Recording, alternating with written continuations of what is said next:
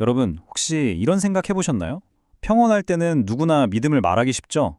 그런데 인생에 정말 거친 풍랑이 몰아칠 때, 바로 그때 우리가 예수님을 진짜 누구로 알고 있는지 그 민낯이 드러나거든요. 오늘 그 위기 속 믿음의 본질을 함께 파헤쳐 보겠습니다. 우리한테 신앙이라는 게 어쩌면 그냥 익숙한 일상이 되어버리곤 하죠. 주일 예배, 기도, 찬양. 이런 평온한 신앙의 울타리 안에서 우리는 스스로의 믿음이 꽤 단단하다고 생각해요. 적어도 폭풍이 오기 전까지는요. 그런데 갑자기 예고도 없이 인생이라는 바다에 폭풍이 몰아치는 거예요. 우리가 그토록 단단하다고 믿었던 그 믿음의 배가 속수무책으로 흔들리기 시작합니다. 바로 그 순간 우리의 믿음은 진짜인지 아닌지 혹독한 시험대 위에 오르게 됩니다. 그리고 이 위기의 한가운데서 우린 이 질문을 도저히 피할 수가 없게 되는 거죠. 나는 정말로 예수님을 누구라고 생각하는 걸까? 오늘 우리는 성경 속 세 그룹의 모습을 통해서 이 질문에 대한 우리 자신의 답을 한번 찾아보려고 합니다. 자, 첫 번째로 만나볼 사람들은요, 가장 가까이에서 예수님을 따랐던 제자들입니다. 가장 담대해야 할 것 같은데 놀랍게도 그들은 예수님이 바로 곁에 계셨음에도 불구하고 절망적인 두려움에 사로잡혔습니다. 대체 왜 그랬을까요? 이 슬라이드에 나오는 제자들의 외침 한번 들어보세요. 주여, 구원하소서. 이 다급한 외침 속에 그들이 예수님을 어떻게 생각했는지가 그대로 담겨 있어요.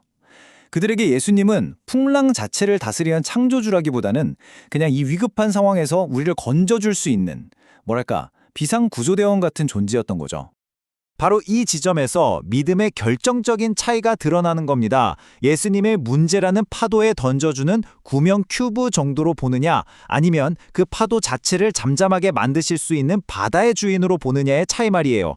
제자들의 믿음은 안타깝게도 전자에 머물렀던 거죠. 이 제자들의 모습 어떠세요? 왠지 낯설지가 않죠? 어쩌면 우리도 평소에는 예수님을 주인이라고 부르지만 정작 위기가 닥치면 그분을 그저 문제 해결사로만 찾고 있지는 않은지 돌아보게 됩니다. 여러분에게 예수님은 그저 구조자입니까? 아니면 삶의 주권자이십니까? 자, 이제 두 번째 그룹으로 넘어가 볼까요? 정말 아이러니한 건 이들이 제자들보다 예수님이 누구신지 훨씬 더 정확하게 알고 있었다는 사실이에요. 그들이 누구였냐면 바로 귀신들이었습니다. 이 슬라이드에 나오는 귀신들의 고백을 한번 보세요. 하나님의 아들이여. 정말 놀랍지 않나요? 제자들이 배 위에서 아니 이분이 도대체 누구야? 하면서 벌벌 떨고 있을 때 영적인 존재인 귀신들은 단번에 예수님의 정체를 알아봤다는 거죠. 한마디로 정답을 알고 있었던 거예요. 이게 바로 우리가 흔히 말하는 머리로만 아는 믿음의 전형적인 모습입니다. 마치 수영 교본을 달달 외웠다고 해서 진짜 물에 빠진 사람을 구할 수 있는 건 아닌 것과 똑같아요. 아는 것과 믿는 건 전혀 다른 차원의 문제거든요. 바로 이 지점이 정말 중요합니다.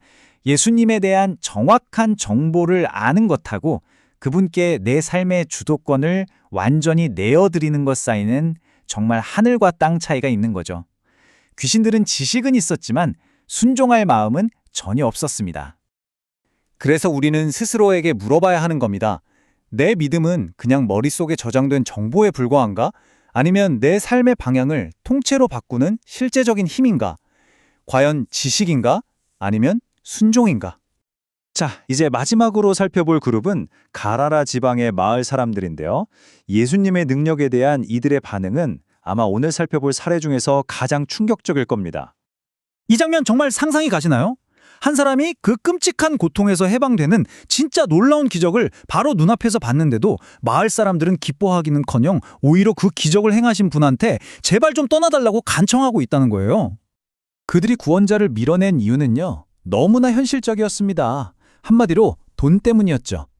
한 사람의 영혼이 구원받는 것보다 돼지떼가 죽어서 생긴 경제적 손실이 더 크게 다가왔던 거예요. 그들에게 예수님은 구원자가 아니라 자기들의 안정을 깨뜨리는 아주 부담스러운 존재였던 겁니다. 이 가다라 사람들의 모습은 우리에게 정말 날카로운 질문 하나를 던집니다. 혹시 내 삶에도 예수님 여기는 안 돼요 하고 선을 그어놓은 영역이 있지는 않나요? 예수님의 변화가 그분의 간섭이 너무 불편해서 의도적으로 그분을 밀어내는 그런 영역 말입니다. 자, 이제 지금까지 살펴본 이 세 그룹의 각기 다른 반응들을 한번 정리해보고 이 모든 것을 관통하는 핵심 결론을 내려보겠습니다. 이 표를 보시면 한눈에 정리가 되죠. 제자들은 예수님을 곁에 계신 분으로 알았지만 결국 두려워했고, 귀신들은 하나님의 아들로 정확히 알았지만 불순종했으며, 가다라 사람들은 아예 삶을 방해하는 존재로 여겨서 그냥 거부해버렸습니다. 똑같은 예수님을 만났는데도 그분을 누구로 아느냐에 따라서 전혀 다른 결과가 나타난 거예요. 그렇다면 이 모든 것을 관통하는 핵심 메시지는 과연 무엇일까요? 핵심은 바로 이겁니다. 여러분이 예수님을 누구로 알고 믿느냐가 위기 속에서 어떻게 반응하고 살아갈지를 결정한다는 것. 우리의 인식이 우리의 삶을 만들어가는 거죠. 이제 이 질문은 온전히 여러분 각자에게로 향합니다. 여러분에게 예수님은 누구십니까? 위기 때만 찾는 구조대원인가요? 머리로만 아는 신학적 지식인가요? 아니면 여러분 삶의 모든 폭풍을 다스리는 진정한 주인이십니까? 이 질문에 대한 여러분의 대답이 여러분의 모든 것을 결정하게 될 겁니다.